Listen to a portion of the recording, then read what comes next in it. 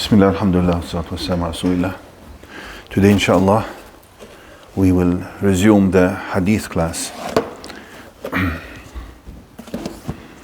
Before we start, just noticed as I was reciting in Isha, yesterday we were talking about the definition of al-khasirun or al-khasirin in the Quran. We recited a verse that ended in the same manner. We also the fasiqeen. As you can see, those terms, it's important to know them because they are very recurrent. Al-khasirin and al-fasiqeen, al-muttaqeen, al-kafirin. It's important whenever as we do the Quran class, whenever we come across a term that's oft repeated in the Quran, is to basically go through it, have a good definition of it by analyzing all the verses in the Quran. For instance, the verse we recited, ادخلوا الأرض المقدسة التي كتب الله لكم ولا ترتدوا على أدباركم فتنقلبوا خاسرين. He says he ordered the Israelites at the time to enter the أرض المقدسة, the blessed land, which is basically Palestine, which at the time was inhabited by pagans. And so Allah commanded the Israelites at the time to enter it. And they were more worthy of it because they were monotheists, while the people who lived in there were pagan worshippers, idol worshippers. وَلَا تَرْتَدُّوا عَلَى أَدْبَارِكُمْ. He says, do not retreat. فَتَنْقَلِبُوا خَاسِرِينَ. He considered just retreating and not following the command of Allah in going ahead and entering the land, despite the fact that the people who inhabited the land were stronger than them. They even said that قالوا يا موسى إن فيها قوما جبارين. There are mighty people living in there. We cannot fight them.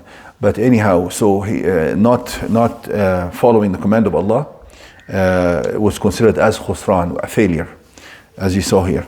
Also, when they failed to obey the command, and they said قالوا يا موسى إنا لن ندخلها أبدا. Said, we will never enter. You go. اذهب أنت وربك فقاتلا. You and your Lord go and fight. We won't fight with you. We'll stay put here. We'll watch what's happening. Allah says, فَإِنَّا مُحَرَّمَةٌ عَلَيْهِ. Allah says, as long as you have broken the covenant of Allah, he called them as fasiqeen. قال فإنها محرم, and then فلا تأس على القوم الفاسقين. So since they deviated from the path of Allah, they are fasiqeen. So they have broken the promise, the entitlement. They were no longer entitled to enter. قال فإنها محرمة عليهم. No longer are they entitled or worthy of entering this land. And he told them to go and wander around in the desert. قال يتيهون في الأرض فلا تأس على القوم الفاسقين.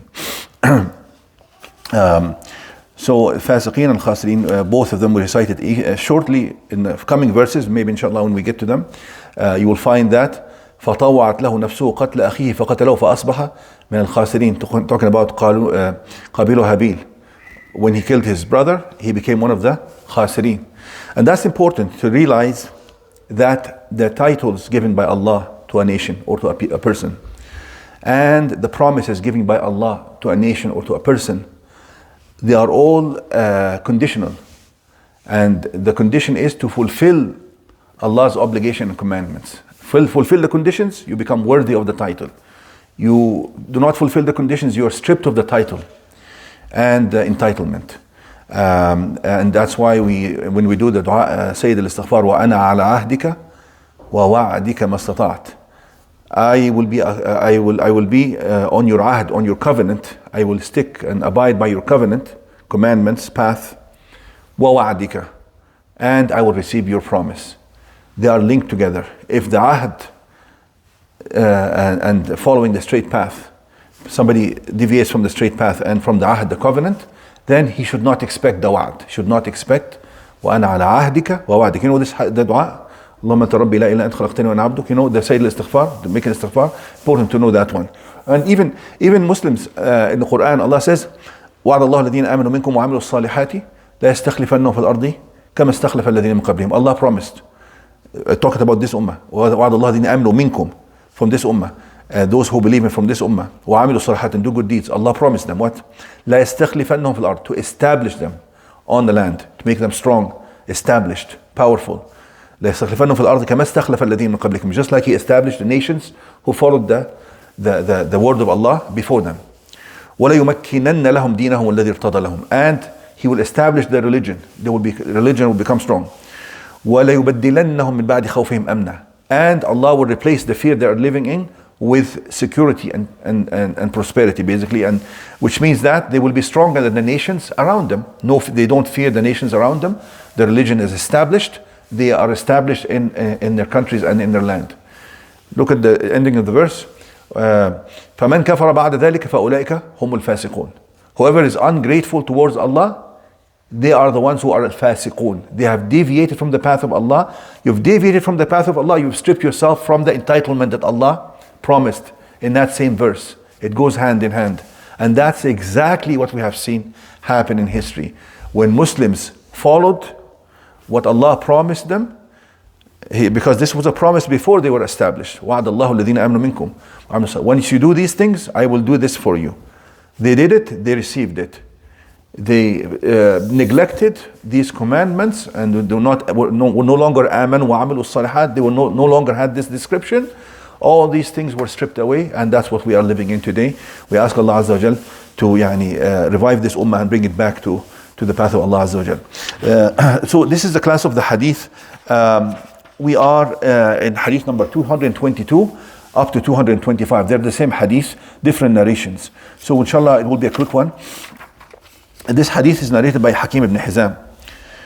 He told Urwa ibn Zubayr أنه قال لرسول الله صلى الله عليه وسلم أرأيت أمورا كنت أتحنث بها في الجاهلية هل لي فيها من شيء فقال له رسول الله صلى الله عليه وسلم أسلمت على ما أسلفت من خير.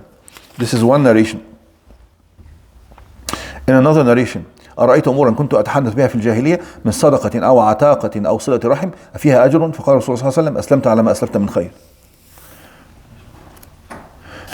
In another narration, he says فوالله, حكيم بن حزام said فوالله لا أدع شيئا صنعته في الجاهلية إلا فعلته في الإسلام فعلته بالإسلام مثله. And fourth narration is that أعتق في الجاهلية 100 رقبة وحمل على 100 بعير ثم أعتق في الإسلام 100 رقبة وحمل على 100 بعير ثم أتى النبي صلى الله عليه وسلم فذكر له حديث.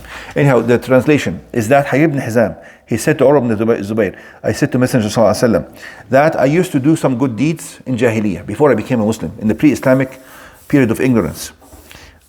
I used to do some good deeds. أتحنث بها في الجاهلية. The word أتحنث is mentioned in the hadith also of بدء نزول الوحي. وكان يتحنث في غار حراء. He used to do something called تحنث. In Arabic, the word حنث in Arabic means sin. حنث means وكانوا يصرون على الحنث العظيم, صح؟ الذنب العظيم. كانوا يصرون على الذنب العظيم. حنث العظيم. حنث means ذنب, sin. أتحنث means I seek to clear myself from sin. When you word it this way, which means I get rid of my sins. Hence sin. يحنث, to sin. أتحنث means I clear my sins. SubhanAllah, Arabic language is quite fascinating.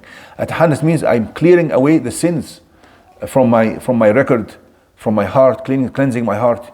So Prophet ﷺ used to go before he became a prophet to the cave of Hira. يتحنث means to basically wonder and ponder in the universe, and try to get an idea about the creator of the universe, the purpose of creation, and so on. When Allah saw his sincerity in wanting to know the truth, Allah gave him the revelation to teach everybody else. So this is the basic meaning. Hakim ibn Hizam also, because there's fitrah, of course. Even if they didn't have the clear revelation, they had the fitrah. So whenever he did something wrong, he would go and do something good, and good deeds are well known to everybody in humanity. He says, I used to do things to basically good deeds. And it is mentioned that أعتق في الجاهلية 100 رقبة وحمل على 100 بعير. Before Islam, he freed 100 slaves out of his own money. He freed them, paid so much money to free slaves. Good deeds. Because he knew those were good deeds, and that the Creator would be pleased with that. SubhanAllah. And this shows that people who do good deeds, even though, of course, if they have not heard about Islam, Allah Azza wa Jal counts those things for them.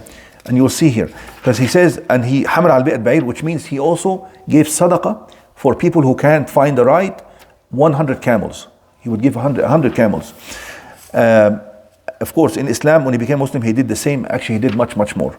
But anyhow, he says, I used to do these good deeds in Jahiliyyah. هل لي فيها من شيء? He says, will I get anything for what I did in Jahiliyyah?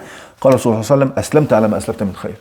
He says, you have become a Muslim because of the goodness that you used to do, the good deeds that you used to do, or you became a Muslim and the good deeds that you used to do are basically counted for you, and you add up now more good deeds on top of the good deeds you had from before. It could mean this or that. It could either mean that because of the blessing and barakah of these good deeds that he was doing before, Allah led him to Islam because he's a good person, or that that's one of the meanings. The other meaning, which is a stronger meaning, is that all your good deeds before Islam are counted for you, and of course the sins are basically effaced and wiped out, and that he will basically start not from an empty record, but from a record that already has so many good deeds from before. Aslamta ala ma aslafta, which means ala mean on top.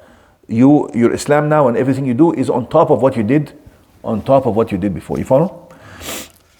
Some scholars say also another meaning could be is that because of the good deeds he was doing, he acquired certain good qualities as a person, became a good person, and those good qualities led him to Islam as well. So either the barakah led him to Islam or the good qualities led to Islam, but the stronger meaning is that all this is counted for and now he builds on that. You follow? So we did that. We finished this hadith. He mentioned in the other narration is that he said, I used to do sadaqah. I used to free slaves and I used to be kind to my relatives. Silat rahim. And then in the third narration, he says, when he knew this, he says, فَوَاللَّهِ لَا أَدَعُ شَيْئًا صَنَعْتُ فِي الْجَاهِلِيَّةِ إِلَّا فَعَلْتُ فِي الْإِسْلَامِ مِثْلَهُ. He says, by Allah, everything good I did in Jahiliyyah, I will do the same in Islam.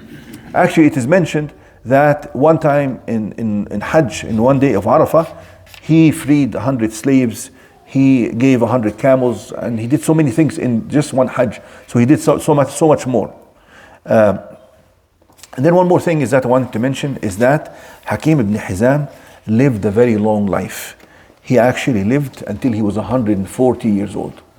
He died like something like, because he was older than the Prophet ﷺ by many years. And he lived throughout the life of the Prophet, and he lived throughout the life of all the Khulafa al-Rashidin.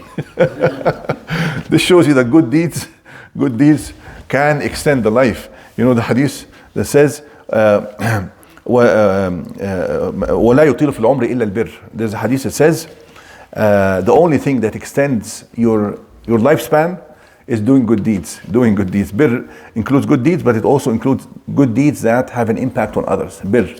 You follow? Also another thing is that there's a hadith in which the Messenger ﷺ said, تَجِدُونَ النَّاسَ مَعَادٍ خِيَارُهُمْ فِي الْجَاهِلِيَّةِ خِيَارُهُم فِي الْإِسْلَامِ إِذَا فَقُهُ. Which means that you will find people in general, they have certain qualities.